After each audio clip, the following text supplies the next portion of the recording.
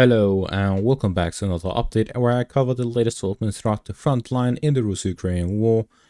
It is your host Weeb Union, and in this one we start out in the north in the direction of Kotlyarivka, where the Russians have managed to capture the whole village, leaving the northern parts of Krasnohorivka in a contested zone, where the Russians are pushing onwards here to the west of Kotlyarivka to flank the Ukrainian positions in the fortifications and trenches south of the village. Getting control over Kotlyarivka is a significant development in this section of the front line, as it marks the Russian capture of the village that has been at the front lines for over half a year. With this, the pressure continues in the direction of Krasnohorivka, where the Russians are here attempting to gain full control of it, moving further by the railways and starting to fight over Ivanivka and Stepovo-Novoselivka to the north. At the same time, the focus is also on the fortifications here to the south and west of these villages. So we're seeing significant developments here in the north in the direction of Kotlyarivka and Krasnohorivka. But Kotlyarivka is not the only village being captured in this video. We also have in the direction of Ocheretine, the Russians have fully captured Arkhanhelske as well as the fortifications west of the village. Following the Ukrainian withdrawal, which we covered in the previous video, we see that the Russians have managed to take full control of it, as well as the fortifications next to it.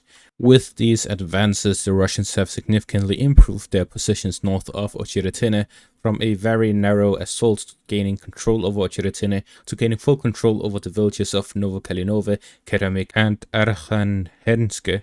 We see that the Russians now have significantly improved their positions north of Ocheretine, and with the capture of Novobakhmutivka and Solovyovo to the south of Ocheretine, the southern flank has been secured as well. It is clear that the Russians are now going to be moving in a northern direction from two sides.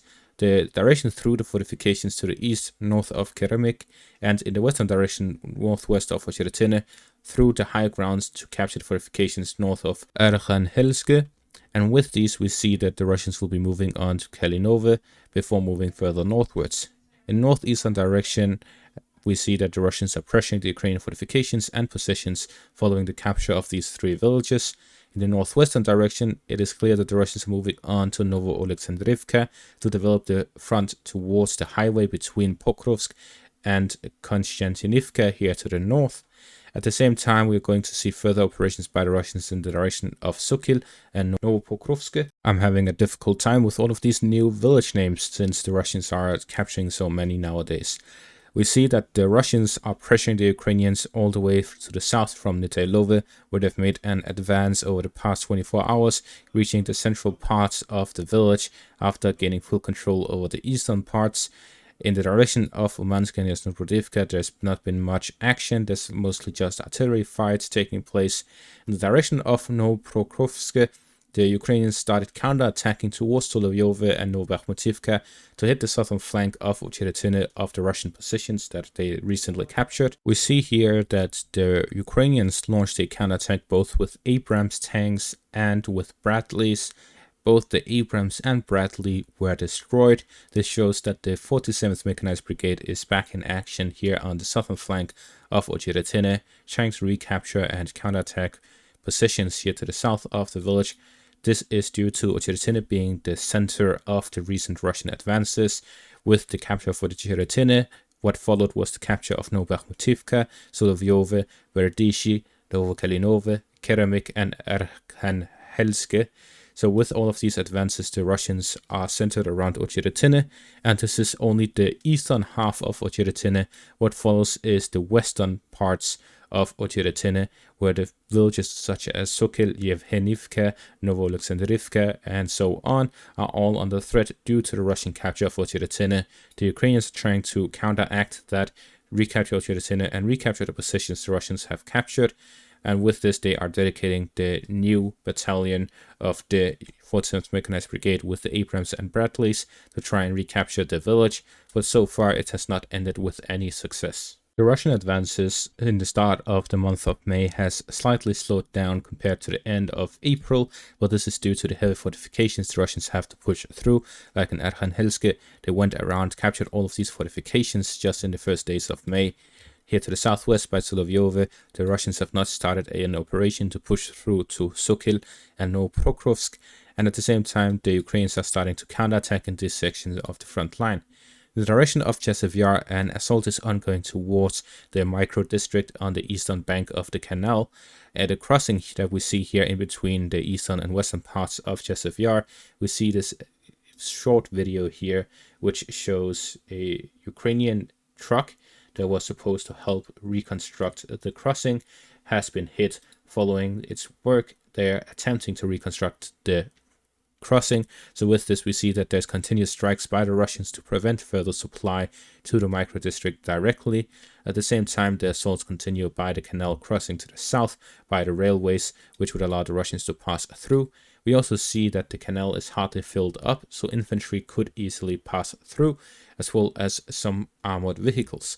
So we're seeing that the canal itself works and functions as a defensive line, but it is very limited in nature due to the limited supply of water going through, which means that most vehicles can just pass over, as well as infantry. Further south in the direction of Krasnohorivka, there are significant developments there as well. The Russians have fully captured the whole entirety of the industrial zone in the center of the city. This means that the Russians have broken through the Ukrainian defenses in the center of Krasnohorivka, and the beginning of the end of Krasnohorivka has started. The northern parts of Krasnohorivka are entirely residential areas. That is an area that is very difficult for defenders to hold on to because of the limited protection it provides. In the east, there are the high ground, high-rise buildings and the fortifications. However, those are limited in defense, as we see with the eastern parts that the Russians recently captured. These fortifications did not stand against a Russian assault due to the limited supply that they are receiving, as the focus is in the central parts of the city. It is likely that something similar will happen here in the east, where the Russians can connect the two sides by launching assaults from the east and from the center towards the northeastern parts of Krasnohorivka and cut them off completely, or leave an exit for the Ukrainian defenders to withdraw through under fire of the Russian attackers. So we see that the Russian attack force here to the east and to the center parts of the city have met with success, and with the recent developments of the fully capture of the industrial zone of Krasnohorivka, the beginning of the end of the city has started. With this, we see that there are three critical points across the front. The first one is Chesev, the second one is Ocheretine, and the third one is Krasnohorivka. Then we have two areas where there is significant potential for a Russian offensive, that is by Netailove and by Kislivka. After the Russian capture of Kotlyarivka, the Russians will likely push through Kislivka and capture the final parts of the village. This will leave the road between the Russian positions to Petropavlivka just east of Kupiansk largely open, as the Russians would have control over the majority of the high ground. The Russians will push through the railways and gain full control over the high grounds east of Kupiansk and start an offensive towards it. This will be the final line of defense before the final line of defense, so the second line of defense towards Kupiansk. In the direction of Netailove west of Donetsk, the capture of Netailove would cut off the southern parts with the northern parts, meaning that anywhere from the city of Donetsk towards the village line here west of Netailove would be open ground for the Russians to capture. Despite the Ukrainian fortifications, the limited supply due to heavy Russian bombardment due to proximity to the front line would make it very difficult for the Ukrainians to hold on to these positions, and they'll likely withdraw from them. This will open the road for the Russians to make a massive breakthrough here in the southern parts, the southern flank of the western part of Avdiivka, all the way north towards Ocheretine, and significantly strengthen the Russian offensive by Ocheretine. So we're seeing significant developments across the front. We see Russians capturing many villages over the past months or so, and we're seeing that the Russians are continuing the pressure all across the eastern parts of the front line. What happens next with Kharkiv or the south?